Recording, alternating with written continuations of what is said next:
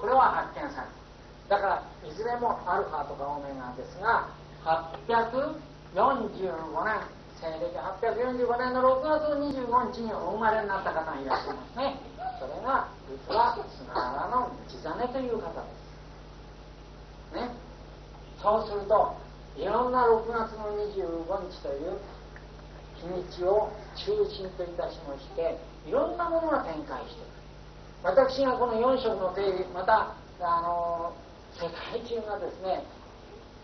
4つの、ね、人種でできてるんだって言い切れる理論的で精神的な根拠はこれにあるだけです。他にはこれが正しいとか何とか教えてくれる人は一人もいません。一人もいないけども、もう自信を持って言い切れる。これはこういうことの、これがこれに循環し、これがこれに循環し、これがこれに循環しててくれるから言えるだけなんだと思っていただいて結構でございます。他には何も論拠ありませ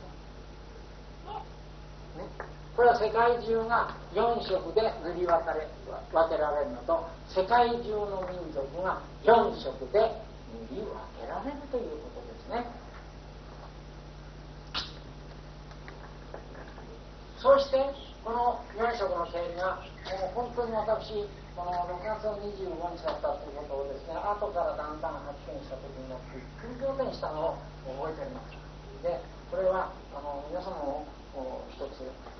家に帰ってからしみじみとその重大なね意味を味わい直していただければ大変ありがたいと思いま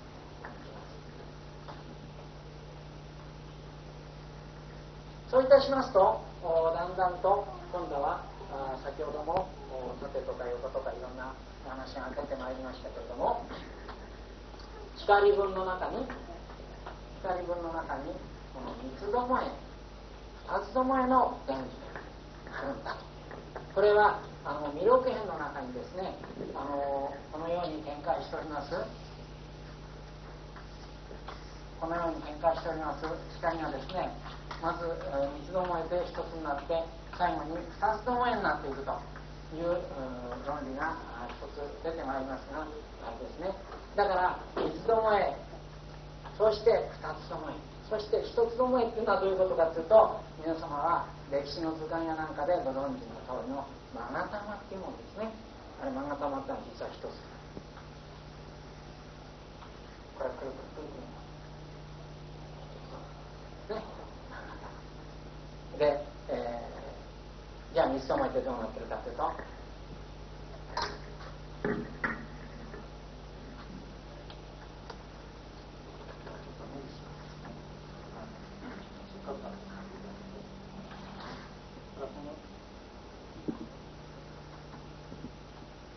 これが一つどもえ、一つの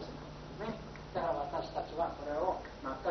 日の丸の旗の国に生まれたのはそのおかげで、ね、よろしいですか。そして今度は二つどもえというのはどうなっているかというと、ね、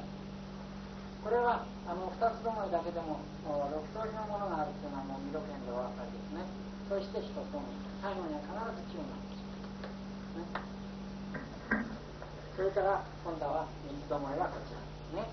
そしてこれは一つ弥勒園という本に書いてございます。あそこには図面でもってあんまり面倒くさいことを言ってないんですが、実はこれは非常に基本的な原理の一つですね。要するに光はこういうことになって、ね、だんだんと一つの光になっていく。ただしその光になった時は必ず3か6か9、3、6、9が全部9に転換して一つの光の玉になっていく。それからまた一つの光の玉がまず二つどもえに分かれて、それが三つどもえに分かれて、そっちは膨張のことですね。よろしいですか。だからこれは三つどもえとか二つどもえっていうのはこういうふうに光が修練していく際も使える言葉だし、光がだんだんとその分裂して膨張していく時にも使えるお言葉ですし、それからいろんな光の論理が仕組まれているわけでございますね。それでその光の流れ、エネルギーの流れっていうのはどうなってるかということを調べていくときに、やはりどうしても必要になってくるのがこの三つどもえということからやっぱり解いていかなくちゃいけないですね。そうするとここに例えば9という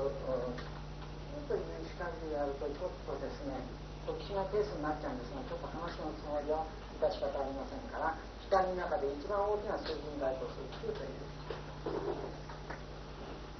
ね、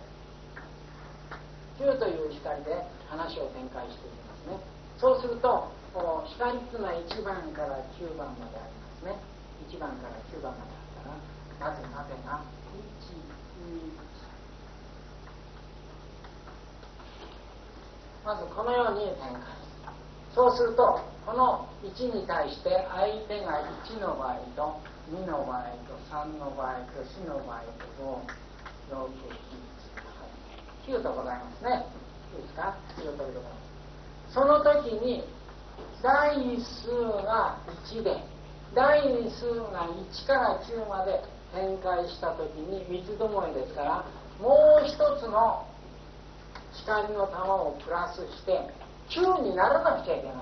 ね。9にならなくちゃいけないから、ここには117となりますね。117となって全部で三つどもえで、いいですか。だから3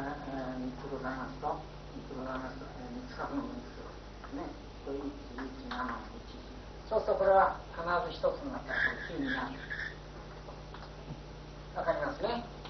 ああそうだということはございますが、本当はああそうなんです。よろしいですね。じゃあここが2の時はもうお分かりになる、それ6になります。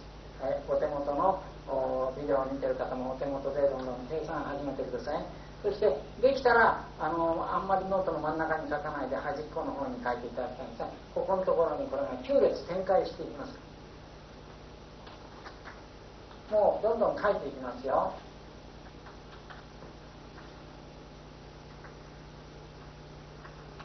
これは全部どの